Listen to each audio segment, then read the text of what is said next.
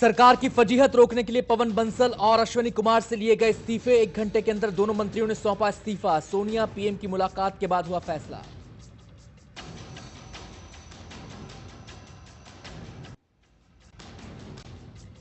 इस्तीफे के बाद अब सीबीआई कसेगी पवन कुमार बंसल पर शिकंजा। रेल घूस मामले में बंसल के शामिल होने के सीबीआई के पास अहम दस्तावेज, जल्द हो सकती है पूछताछ।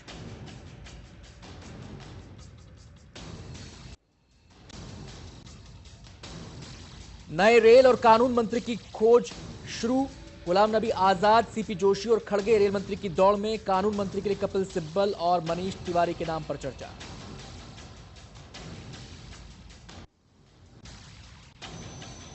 सिद्धरामैया होंगे कर्नाटक के नए सीएम। सोमवार को होगी ताजपोशी। विधायक दल की बैठक में सीक्रेट बैलेट से मुख्यमंत्री के नाम का हुआ फैसला।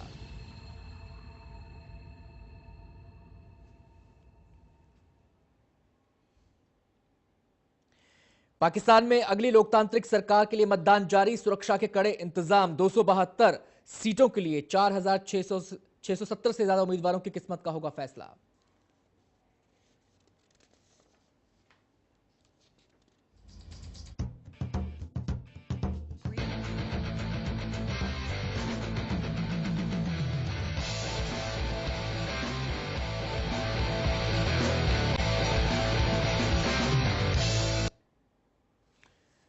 आप देख रहे हैं पाकिस्तान आम चुनाव पर हमारी ये खास पेशकश। लगातार हम तमाम पहलुओं पर चर्चा कर रहे हैं। आपको एक बार फिर से बता दें कि 272 सीटों के लिए मतदान पाकिस्तान में शुरू हो चुका है और शाम 5 बजे तक ये मतदान चलेगा।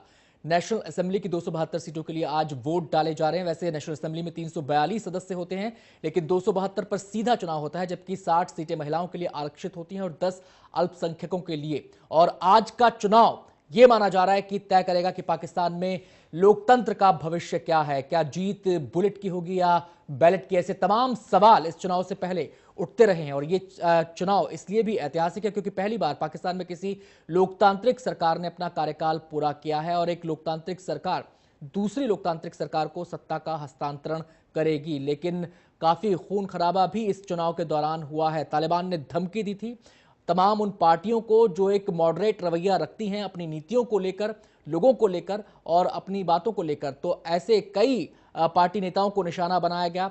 300 से ज्यादा लोग इसमें जख्मी हुए, 100 से ज्यादा लोगों की जान गई चुनाव प्रचार के दौरान तालिबान ने जो हिंसा की थी। इस लिहाज से सवाल यही है कि आवाम किस तरीके से इन तमाम धमकियों का जवाब देती है।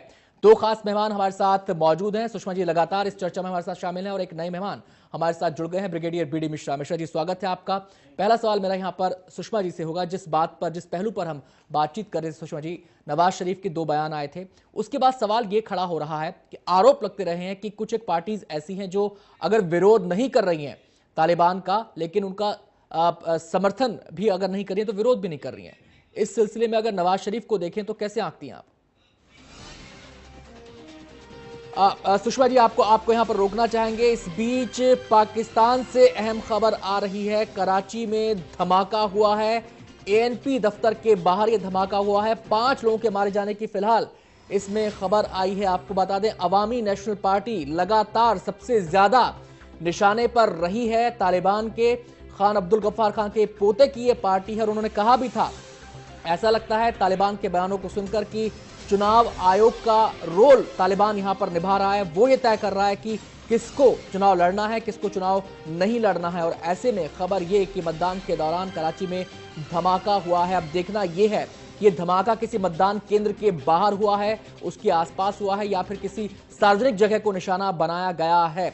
हालांकि धमाका किस किस्म का है ये बात अभी साफ नहीं हो पाई है, लेकिन एएनपी दफ्तर के बाहर धमाका ये हुआ है। और ऐसे में सवाल ये खड़ा हुआ है कि कहीं इसके पीछे आतंकियों का हाथ तो नहीं है, क्योंकि लगातार जैसा हम आपको बता रहे थे कि चुनाव प्रचार के दौरान काफी खून बहाया गया। तालिबान के आतंकियों ने कई पार्टी के उम्मीदवारों को निशाना बनाया। 100 से ज्यादा लोगों की जान इन हमलों में गई थी।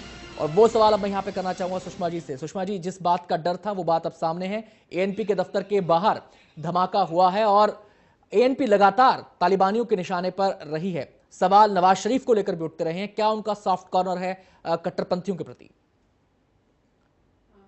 ये बात तो पूरे समय लग रही है कि उनका कहीं ना कहीं सॉफ्ट कॉर्नर, या उसे कह सकते हैं कि वो अपने भविष्य को सुरक्षित करने की कोशिश में हैं। दोनों बातें कह सकते हैं। और पाकिस्तान में मुझे लगता है कोई भी जैसा चुनावों के दौरान के बम धमाकों से भी लगता है और अभी जो बम धमाका हुआ उससे भी लगता है कि बहुत शांतिपूर्ण माहौल तो वहाँ नहीं है। और जितने भी एक्सट्रीमिस्ट हैं, फंडामेंटलिस्ट हैं, जो भी जिनको हम आतंकवादी भी कहते हैं, वो सब के सब हमेशा इस कोशिश में रहे हैं कि किस तरह से इस प्रोसेस को कहीं ना कहीं अपनी तरफ या तो मोड़ा जाए या इसे लोकतंत्र के एक तरफ कर दिया जाए। क्योंकि लोकतंत्र उन्हें रास कभी भी नहीं आता और किसी भी एक्सट्रीमिस्ट ताकत को रास नहीं आता। इस दिशा से इमरान खान ज़रूर एक अधिक सिविलाइज्ड और एक अधिक मॉडर्नाइज्ड काइंड ऑफ आउटफिट हमारे सामने पेश कर रहे हैं। नवाज शरीफ सॉफ्ट लुक देते हैं, सॉफ्ट स्टांस भी देते हैं, माइनॉरिटीज़ को भी कुछ कुछ प्रोटेक्शन देने की बात करते हैं। पीपीपी भी सेकुलरिज्म की बात करती है या एक सभी धर्मों के प्रति सहिष्णुता का माहौल रखने की बात करती है। लेकिन उसके बावजूद पाकिस्तान की राजनीति में जो फंडामेंटलिज्म है वो एक बहुत महत्वपूर्ण रग है एक तरह से वहाँ की राजनीति की। और अमेरिकी इंटरवेंशंस वहाँ हमेशा रही हैं, पैट्रनेज रही है, प्रोटेक्शन भी रही है उनको। लेकिन अब पूरे के पूरे विश्व के माहौल को देखते हुए ये लगता है कि ये एक डायलेमा है अमेरिका के सामने भी और पाकिस्तानी राजनीतिज्ञों के सामने भी। अमेरिका के लिए पाकिस्तान दो कारणों से इम्पोर्टेंट था। भारत का एक सॉफ्ट कॉर्नर रशिया के प्रति पहले रहता था, जिसकी बात थोड़ी देर पहले नीलेंद्र कुमार जी कर रहे थे, और उस कारण से उनके लिए ज़रूरी था कि वो पाकिस्तान को अपनी पैट्रनेज में रखें और मजबूत बनाए रखें। अब वो नहीं रहा है, लेकिन चीन एक पावर के रूप में उभर रहा है और वो भारत और पाकिस्तान दोनों के लिए ही एक समस्या है और अमेरिका के लिए तीसरी दृष्टि से एक समस्या है। उन सब कारणों से जो एक एक्सट्रीमिज़म पूरे के पूरे मिडल ईस्ट और पाकिस्तान या साउथ एशिया इनके बीच में है, वो इस पूरे लोकतांत्रिक राजनीतिक माहौल को एक अलग मोड़ देता है और एक अलग आयाम भी देता है, जो बहुत इम्पोर्टेंट है इस पूरे माहौल को बदलने के लिए। और अमेरिका उसको नज़र रख रहा है लेकिन रोक नहीं पा रहा है। और उसकी समस्या ये है कि एक तरफ वो खुद भी टेरर अब टेस्ट करने लगा है, तो उसे टेरर समझ आने लगा है, लेकिन उसके बावजूद जब भारत इतने वर्षों से ये बात कह रहा था तो वो उसको समझ नहीं पाए थे। और नवाज शरीफ यदि वहाँ की राजनीति में रहना चाहते हैं तो उनसे बिल्कुल अलग होकर, बिल्कुल अलूफ होकर और बिल्कुल उनके विरुद्ध होकर भी नहीं चल पाएंगे। यहाँ पर ब्रिगेडियर साहब से मैं सवाल करना चाहूँगा कि ये जो पॉलिटिकल क्लास का क्लाउड जो कट्टरपंथी ताकतों के साथ सामने आता है या जो आरोप लगते हैं, उसमें नवाज शरीफ जैसे नेता भी हैं जो 2 बार प्रधानमंत्री रह चुके हैं, तीसरी बार के वो अहम दावेदार माने जा रहे हैं। अगर ये क्लाउड नहीं टूटता है, अगर ये गठजोड़ नहीं टूटता है और ये अगर चीज़ डीएनए में है, इस पॉलिटिकल क्लास की डीएनए में अगर ये चीज़ है, तो फिर कैसे उम्मीद की जाए कि ये चुनाव लोकतंत्र की बेहतरी के लिए एक अहम मोड़ साबित होगा? मैं आपको 3 बिंदु पर कुछ कहना चाहूँगा जी। पहली बात तो यह है कि पाकिस्तान के इस इलेक्शन से बहुत बड़ी उम्मीद करना यह शायद एक बहुत ही बैलेंस्ड व्यू नहीं होगा, क्योंकि आज जो हालात हैं पाकिस्तान के इलेक्शन के पाकिस्तान में जो चुनाव हो रहा है, ये खौफ से भरा हुआ है। इसमें खौफ नहीं है, और वो चुनाव जहाँ पर कि फियर ना हो और फ्रीडम ऑफ माइंड हो, वहीं पर चुनाव अच्छे हो सकते हैं। तो इससे उम्मीद करना ये शायद बहुत ही बैलेंस्ड व्यू नहीं होगी कि इससे बहुत बड़ी बेहतरी होगी, यह जमहूरियत का इजाफा होगा, ऐसी बात नहीं है, पहली बात। दूसरी बात यह है कि जहाँ तक सवाल है जो वहाँ पर पृथकता, जो वहाँ पर फंडामेंटलिस्ट पावर्स हैं, वो अब एक ट्रांजिशन हो रहा है। पहले वहाँ पर आईएसआई और आर्मी इनका होल्ड होता था हर चीज़ पर। अब आज के दिन में आईएसआई और आर्मी ये पीछे हो रही है और आतंकवादी आगे आ रहे हैं। आपको मैं ये बताना चाहूँगा कि यहाँ पर आतंकवादियों का रोल, जो उनका तहरीके तालिबान है, वो उनका रोल बहुत ही आगे हो गया है और वो आईएसआई और पाकिस्तान की आर्मी से भी ज़्यादा होल्ड रख रहे हैं। इसका एक जो एक रीजन है, एक प्रोजेक्शन है, वो आज जो जितने अभी धमाके हुए हैं या इलेक्शन के पहले हुए हैं, यह है। और तीसरी बात मैं बताना चाहूँगा कि जहाँ तक वहाँ पर वोटिंग पैटर्न का सवाल है, और वहाँ पर इमरान खान का सवाल है या नवाज शरीफ का सवाल है, इनके लोगों के पार्टी का सवाल है। वो लोग तो इन तालिबानों से, इन लोगों से जो एक्सट्रीमिस्ट हैं, फंडामेंटलिस्ट हैं, इनसे बहुत क्लोज जुड़ गए हैं। इनसे इतने क्लोज जुड़ गए हैं कि वो ये नहीं कह सकते हैं कि वो उनको कन्फ्रंट करें या पावर में आने के बाद उनको कन्फ्रंट कर सकते हैं। इम्पॉसिबल है। इसलिए आज के दिन में उन लोगों ने टिकट भी ऐसे लोगों को दिए हैं जिनका ट्रैक रिकॉर्ड बहुत ही खराब रहा है। यहाँ तक कि तासीर का जो पंजाब के गवर्नर थे, उनके हेड पर जिसने प्राइज लगाई थी उसको भी टिकट दिया है नवाज शरीफ ने।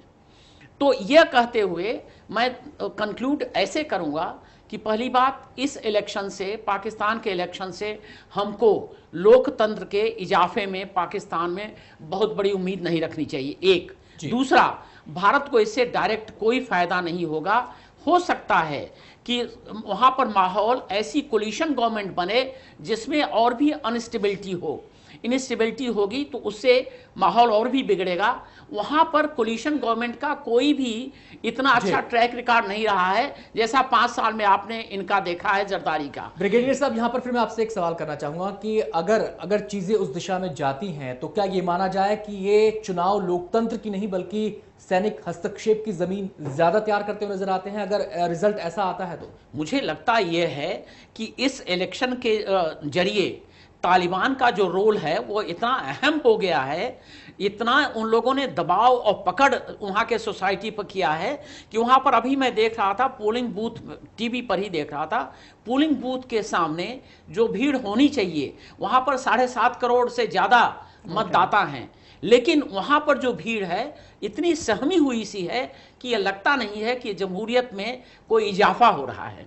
तो तालिबान का रोल अभी तो आईएसआई से भी ज्यादा लग रहा है। कयानी साहब चाहे जो स्टेटमेंट दे दें कि यह निष्पक्ष चुनाव होंगे, बिना फियर के होंगे, आर्मी डिप्लॉय होगी, हर बूथ पर प्रोटेक्शन अगर इलेक्शन कमीशन कहेगी तो दिया जाएगा, लेकिन ऑन ग्राउंड ये चीजें सिद्ध नहीं हो पा रही हैं।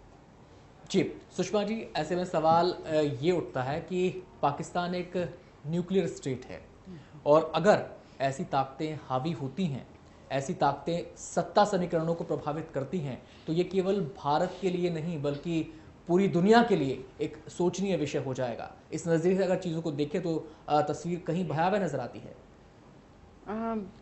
बिल्कुल भयावह नज़र आती है अगर हम नेगेटिवली देखें, लेकिन मुझे नहीं लगता है कि कोई भी आउटफिट अभी ऐसी स्थिति में पहुंचेगा कि वो न्यूक्लियर वेपन्स का प्रयोग कर सके। इसलिए वो ख़तरा तो मुझे अभी तो नहीं दिख रहा। ये बात ज़रूर है कि बड़ी इंटरेस्टिंग सी बात है कि ये लोकतंत्र कितना घायल लोकतंत्र है। अगर आप इसको सिंबॉलिकली देखें तो इमरान खान खुद घायल हैं, नवाज़ साहब की जो सिंबॉलिक एनिमल है लायनेस या टाइगर, वो घायल है, गिलानी साहब का बेटा अपहरण हो गया है और बिलावल साहब बाहर, हाँ टाइगर तो मर गया, हाँ टाइगर तो मर गया, और देखिए बिलावल साहब बाहर हैं। तो इसको हम एक लोकतांत्रिक खुला या महफूज वातावरण तो नहीं कह सकते। और जिस तरह से अभी मिश्रा जी ने हमारे साथ शेयर किया है, तो उस दृष्टि से यदि हम इस चुनाव का विश्लेषण करें तो सच में स्थिति काफ़ी भयावह लगती है। लेकिन इस समय पाकिस्तान की इस प्रकार की ताकतों को प्रश्रय देने वाले और श्रेय देने वाले और ताकत देने वाले और पैसा देने वाले या रिसोर्सेज देने वाले बहुत ज़्यादा देश हमें नज़र नहीं आएंगे। जी। या तो पोलराइजेशन होगा एक दूसरी तरह का पूरे विश्व में, जिसमें अमेरिका और लोकतांत्रिक ताकतें एक तरफ होंगी। अभी तक तो वो घुले मिले से रहे हैं ना, कि उनकी मजबूरी थी कि पाकिस्तान नॉन डेमोक्रेटिक होने के बावजूद it was a supported country. लेकिन अब शायद ऐसा होगा तो ये अलग तरह का विभाजन होगा जिसमें may be religion plays an important role, then it can be really dangerous. जो बात आप कह रहे हैं वो डर तब लगता है कि अगर वो ऐसी ताकतों के पास ये वेपन्स चले जाते हैं तो फिर सच में उनके लिए तो ह्यूमैनिटी भी कुछ नहीं है और विकास भी कुछ नहीं है और लोकतंत्र भी कुछ नहीं है। तब जरूर ये एक डर हमें लगेगा। चुनाव से तमाम सवाल जुड़े हुए हैं, और जब पाकिस्तान की बात होती है तो भारत भी उससे कहीं ना कहीं अपने आप ही जुड़ जाता है, क्योंकि भारत की निगाह भी रहती है। और अक्सर भारत के सामने जो डिलेमा रहता है या फिर जो यक्ष प्रश्न रहता है कि पाकिस्तान में बात किससे करें, ये सवाल अक्सर उठता रहता है। भले ही वहां पर कहने के लिए कोई सरकार हो, लेकिन उस सरकार के पीछे की सरकार कौन है, ये एक पहलू बना रहता है। इस पहलू को हम छुएंगे बस एक छोटे से ब्रेक के बाद।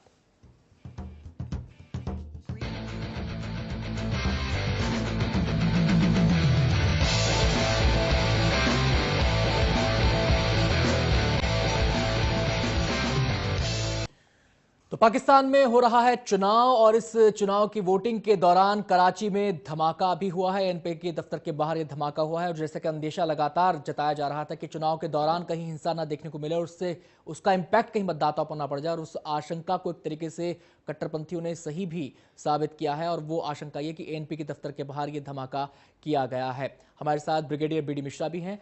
हम बात कर रहे थे कि भारत की, जब भी पाकिस्तान का जिक्र होगा तो भारत का जिक्र अपने आप भी आता है।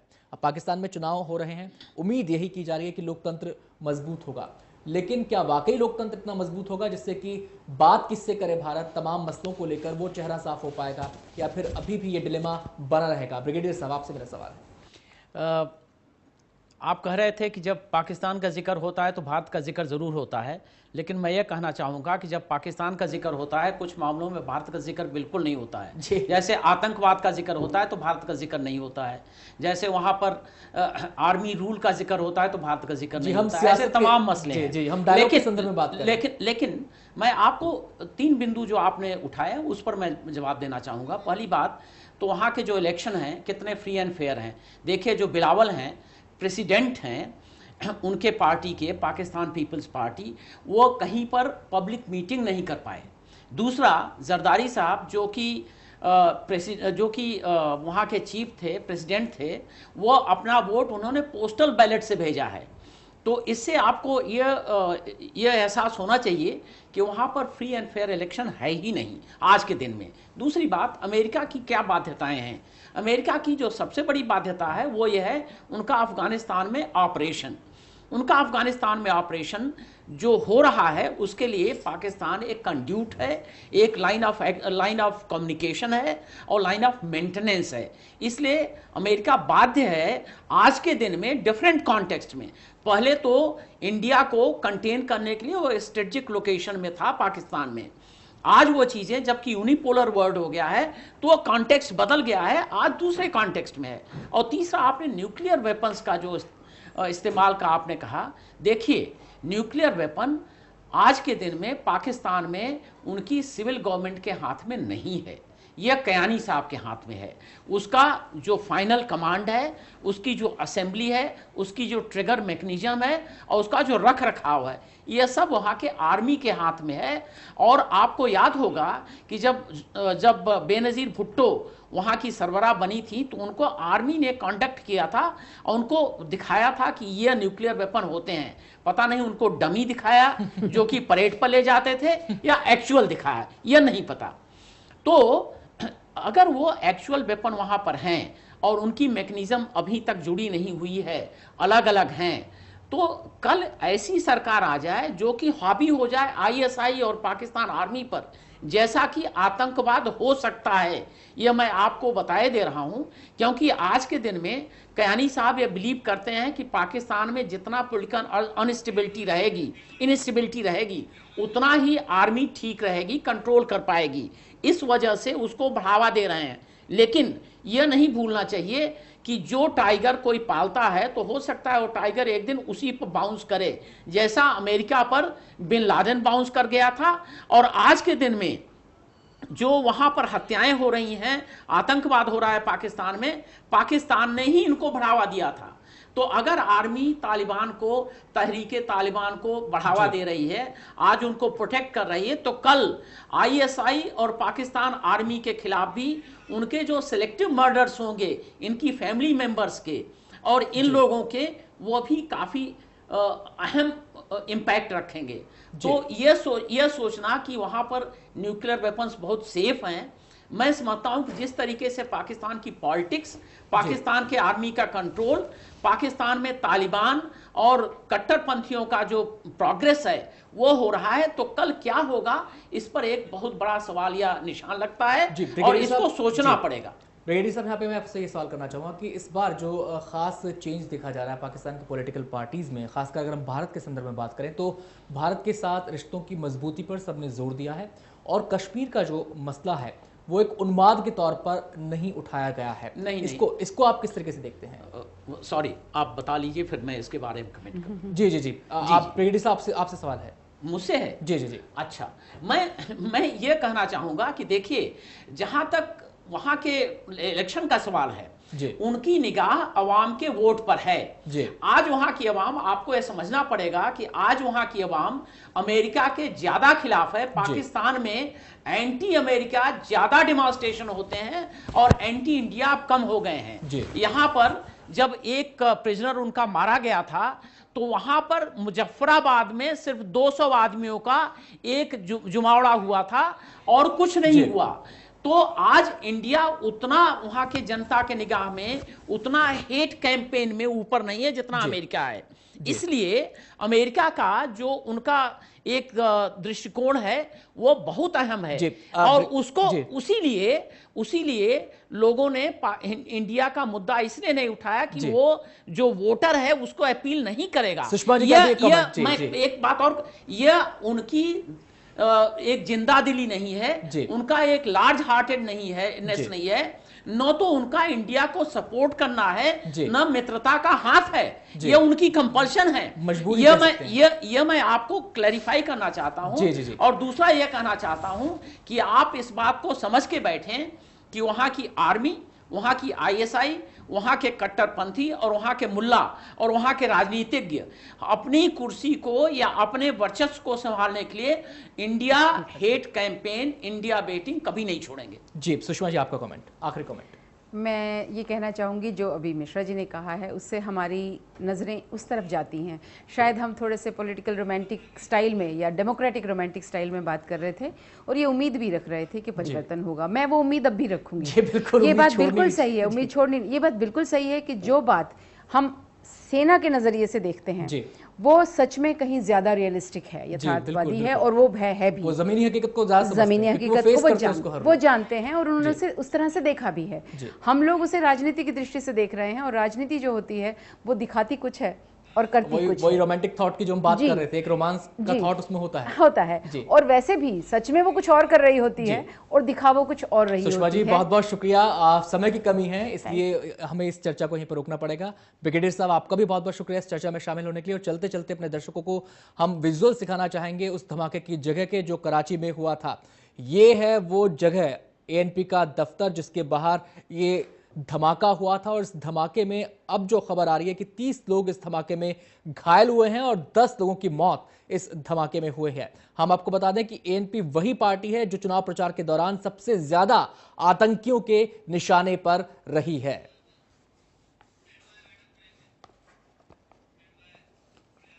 और अब फिलहाल वक्त हो गया छोटे से ब्रेक का, जल्द लौटते हैं।